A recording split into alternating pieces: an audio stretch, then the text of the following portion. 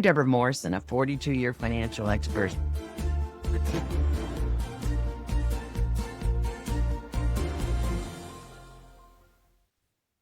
Welcome to the We Can Do It Women movement, where women 50 and wiser step into the spotlight and make the rest of their lives the best of their lives. I'm your host, Debra Morrison, a wealth building expert who's championed financial empowerment for extraordinary women just like you. Yes, for over 47 years, I've helped women secure their financial futures. And now I'm on a mission to ignite a revolution. Yes, showing the world that at 50, 60, 70 and beyond, some of us might be a nickel slower, yet we're all just getting started. And our esteemed guest today comes to us from Austin, Texas, Teresa Phillips. Teresa is a Texas-based podcaster, voiceover artist, singer, and musician who uses her work to talk about trauma, healing, and storytelling. Her recordings help others reconnect with their light and transform pain into purpose.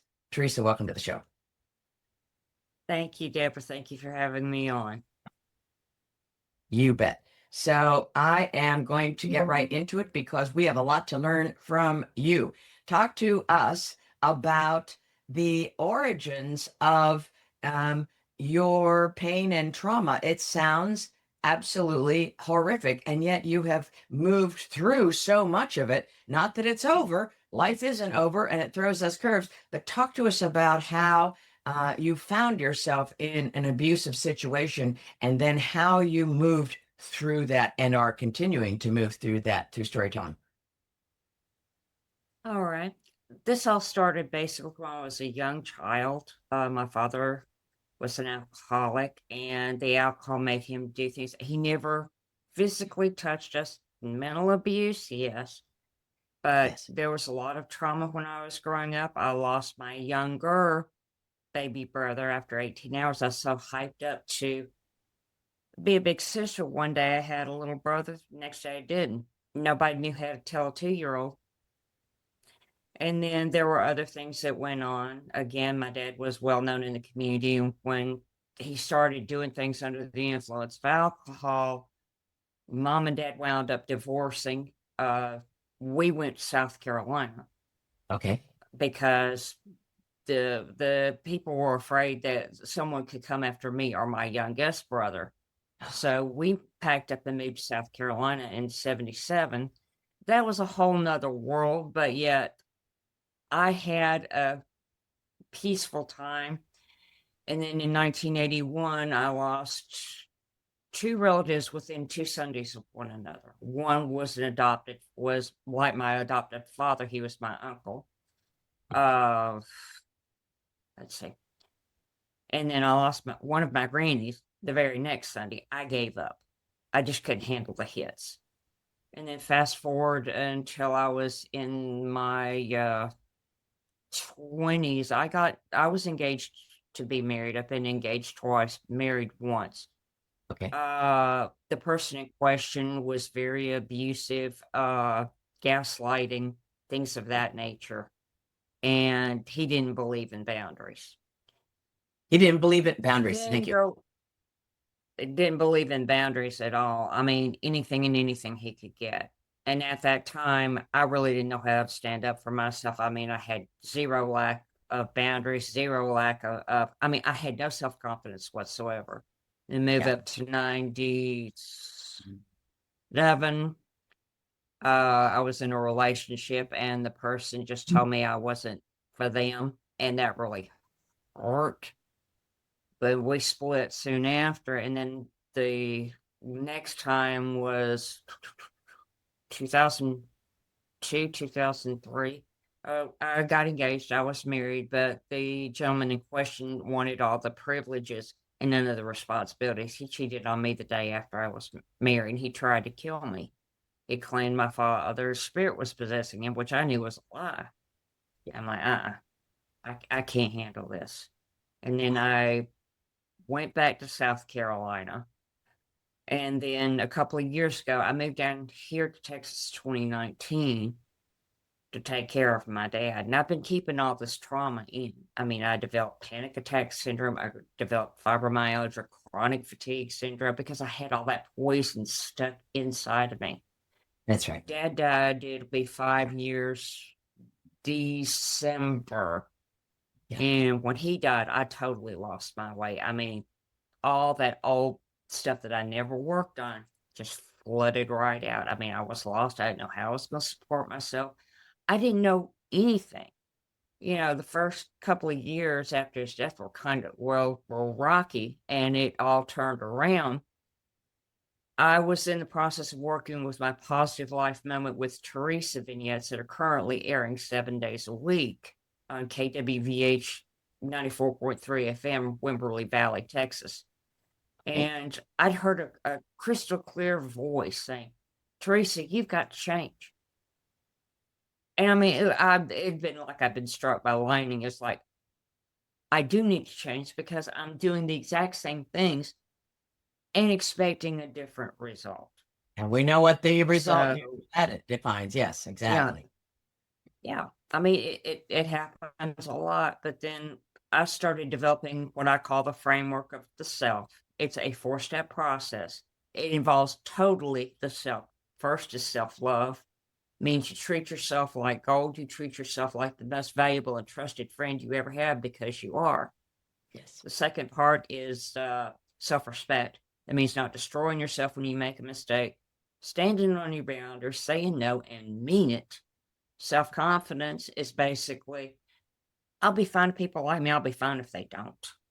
Yes. And and the fourth step is self-appreciation, rewarding yourself when you do small things. In music, we reward it with either applause or flowers. Yeah. And I buy myself roses every week. The 2 phoenix flags back on my wall are because I collect phoenixes because of the fact that what they mean to me, not just the legend, but the fact that I'm standing in my own power. And I have climbed out that. I haven't had panic attacks about 2 or 3 years. I mean, I'm a lot more stable. Yeah. I say no, I mean it. And that, those 4 steps were extremely hard to even start because when you're traumatized or whether you're raised as a people pleaser, you don't have any boundaries. Yeah. And you Yeah. get a lot of backlash when you start changing. I Right. did, and others I know that have changed and stood in their own power. They got a lot of backlash because people benefit you when you don't have boundaries. Yes. Unfortunately, that's sad but true, but it does do that. Mhm. And it's amazing. I'll say no now and mean it, not even blink about it. When I first started this, it's one of the most difficult. Each one of those steps is so difficult because you have nothing to base it on. It's Right. trial and error. It's taking baby steps. I'm not talking about taking gigantic leaps into the Exactly. unknown, but talking about taking baby steps. Right. Right. One thing at a time. That's just a basic cursor of the framework of the self. Yeah. And that's what I've used to heal me. And I am developing a course to start teaching that because if I can help somebody else survive and even live, grow, and thrive, my life's been well worth it. Right now. Well, I applaud you. And let's just repeat for our viewing audience the 4-step process: self love, self respect, self confidence, self appreciation. And each of them is obtained little steps by little steps because we're dealing here, are we not, Teresa, with change? You had to be brave enough to take the radical responsibility for yourself and to see how it had manifested in your body and it wasn't positive and say, I've Yeah. suffered it. Now, let's talk about you performing music at your dad's funeral. Wow, what a measure of love that I must. It was because, I had lost my voice years ago.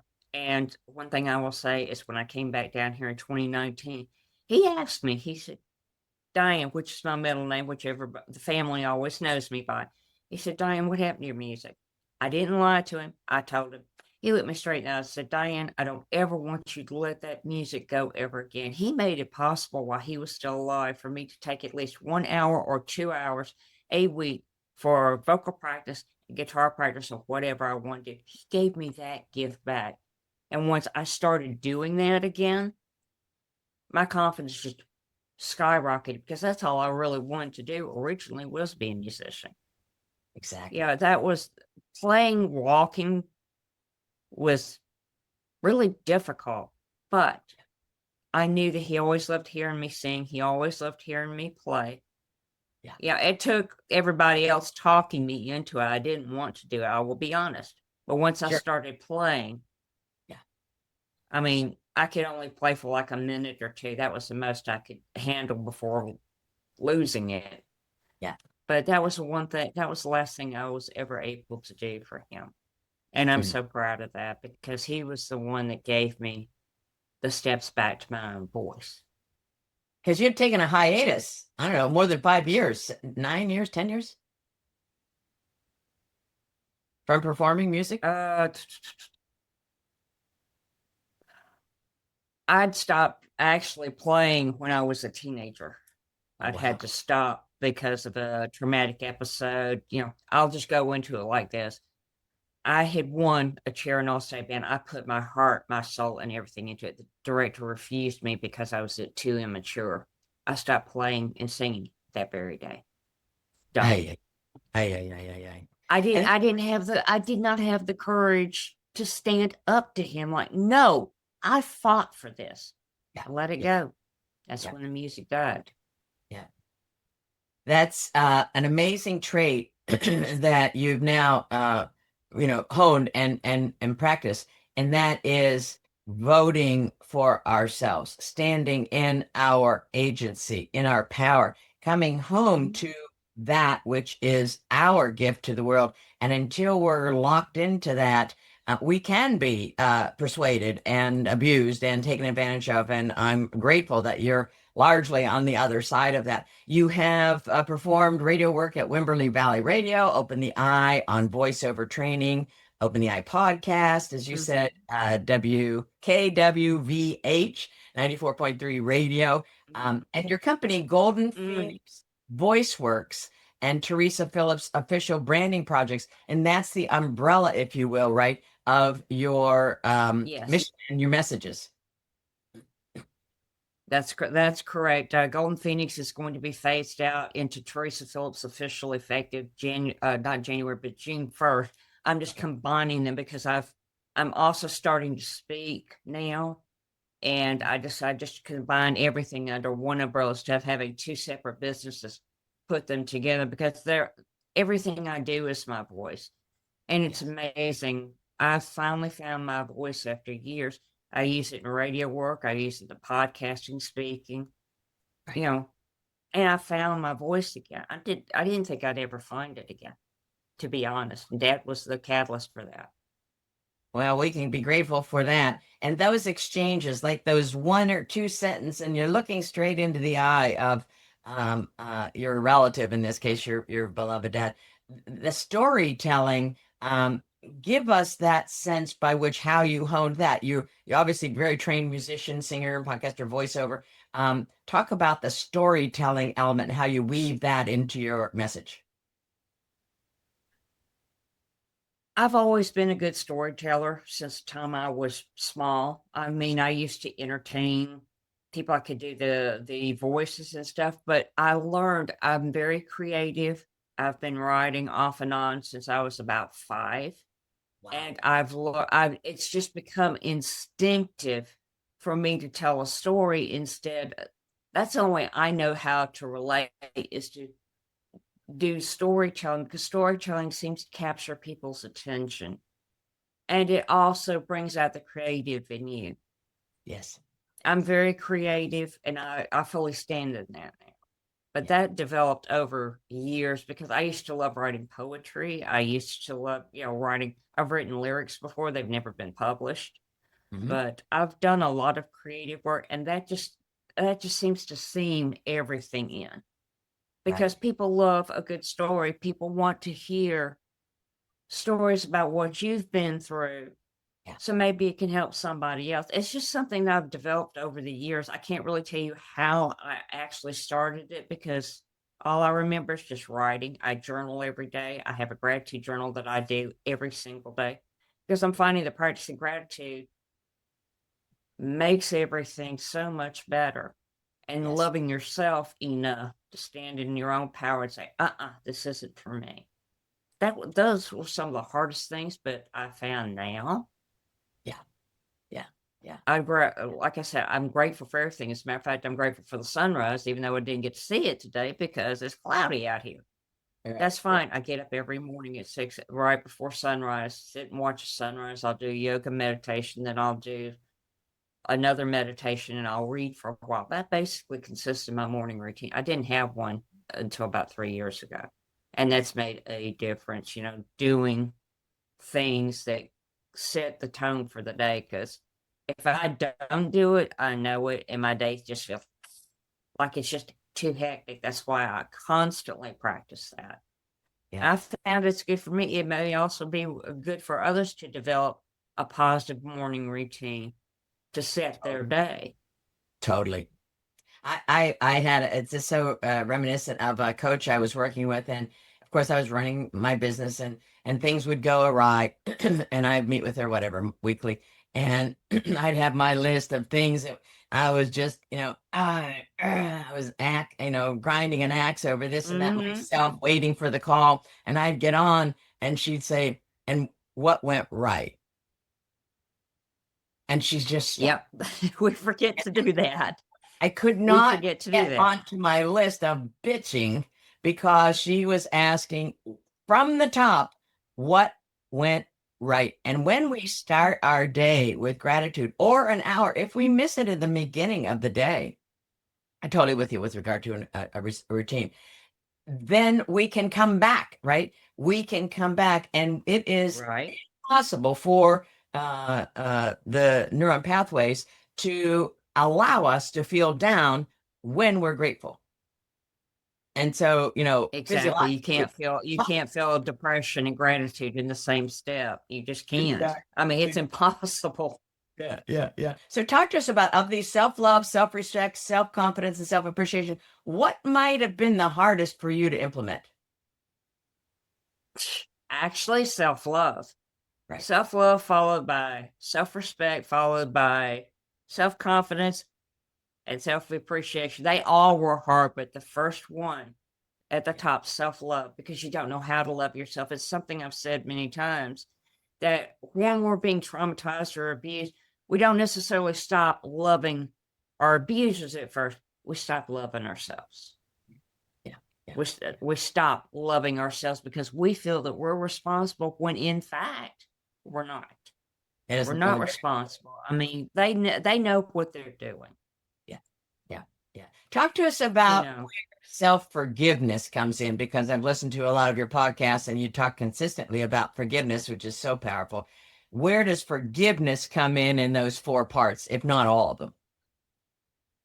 it's all of them. I learned this the hard way. I mean, I swore I would never forgive my attackers or abusers. I not only forgiven them, I've cleaned the slate. But self forgiveness, I think everybody needs to realize that forgiveness is not for them, it is for you to break those chains. Right now, right now, right now. And that I unleashes mean, all there's no kind other way to do it. You can't do anything else without the forgiveness because you're going to make missteps. That's why I say don't treat yourself like trash. Nobody here is Oscar the Grouch. Don't criticize yourself when you make a mistake, because every time you do, your body hears all that and that light starts dimming right. and you start getting heavier. Don't forgive yourself. I mean, mistake is not the end of the world. It Yeah, never is the end of the world. It might be a stepping stone, but it is not the end of the world. yeah. And when we think back about the growth spurts in our lives, it almost always follows this time of uncertainty, ambiguity, abuse, whatever, trauma.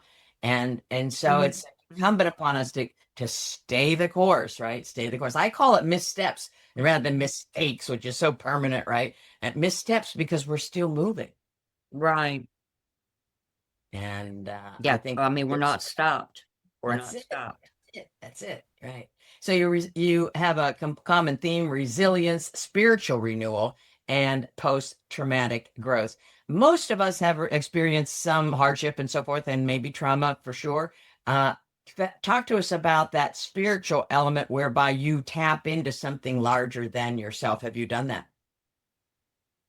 Yes, I actually have. When I started the framework of the self, I started getting clearer and I started being able to feel myself again and feel the connection that had been buried for years. I'm not necessarily religious, I'm spiritual, right now. but every single being on this planet has got a connection with the divine, no matter what name they go by. I mean, Right. I've learned that a long time ago. Yeah. It takes time, it takes patience, and it takes putting yourself into a calm state of mind, because you can't normally think straight when your brain's screaming bloody murder. You got 50 different emergencies going on. Yeah. Best thing to do in that case would be step back, take at least 3 deep breaths, because by you stepping back and disconnecting from all that panic, you'll start be able to think better. Spend time in meditation. I do. Yes. And I mean, that's just been the most wonderful thing, but it takes being quiet. It takes being quiet, being still, and just listening. Yeah, your voice is gonna come in and start chattering. You'll know when the voice of spirit talks, because you'll be able to feel it in your heart. It won't be the constant yammer of, out ordinary reality. I mean, I find a lot of peace by doing that, again, with me going outside every morning. That, and in some ways, that is a kind of a moving meditation, because I'll go out there, I'll watch the sunrise, and I'll start doing a yoga practice that I do. To me, that is a moving meditation, and you can do that. Even walking can be turned into a meditation.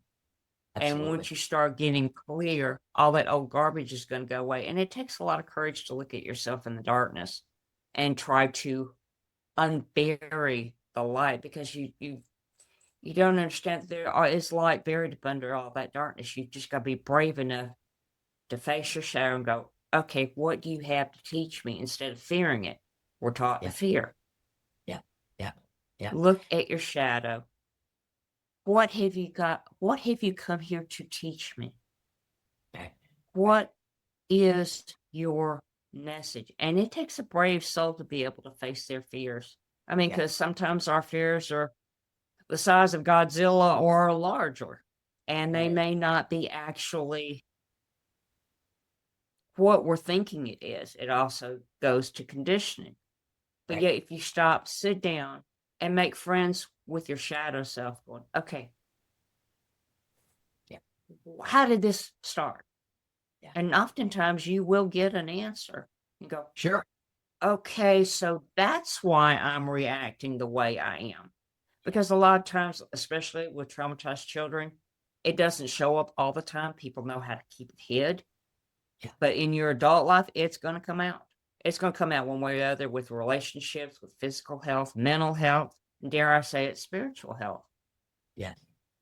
No, it's And all we in. don't understand that. But it's like, okay, why am I still reacting this way? I thought I healed that. No. Yeah. Yeah. Yeah. You need to look a little deeper. There's something in there that still triggers you. Yeah. And to your point, I think we heal in stages, almost like you're standing in the ocean and you take a look around away from the wave and something hits you. And you're like, I thought I processed that grief. Well, it's such that we're going to process things in our own time, in our own cadence. And so I want us to drop any self-judgment or flagellation about, I thought I was done with that, this grace that we want to bring home to ourselves is that which I believe has been present in your life, and starting with your singing at your dad's funeral and then regaining your voice and honoring that. Tell us how our viewers can be in touch with you and learn more about your journey and how you have moved through this pain and forgiveness and really nailed these 4 attributes: the self-love, the self-respect, the self-confidence, and the self-appreciation. All right. If anybody's wanting to get in touch with me, they can send an email to me at teresaphillipsofficial@gmail.com, or they can also sign up for my newsletter at teresaphillipsofficial.com. That sign up link will be under podcasts. Perfect. So And they can get in touch with me either way. Thank you. Excuse me for interrupting. We'll have that in the show notes. And I thank you for spending your time with us this morning in order to give us the vision that to learn, we want to learn from scouts that have gone ahead and in every facet of life. Mm, I am so proud of your bravery in facing your pain and muscling through, because some days I can't be anything short of that, I don't think. Muscling through fear in order to get through to the next chapter, because it is glorious and it is joyful. I commend you. Congratulations, Teresa, and thank you for being with us. you. You're And welcome, Deborah. Thank you. you bet. And thank you, viewing audience, for joining us on the We Can Do It Women show. Remember, I see you. I value you, and your greatest chapter is just beginning. So if today's episode sparked something in you, I invite you to check out Teresa's sites that she has given us and move to the next step of your healing from whatever is holding you back, because the world needs our wisdom. We can do it, women. Yes, we can. Thank you so much.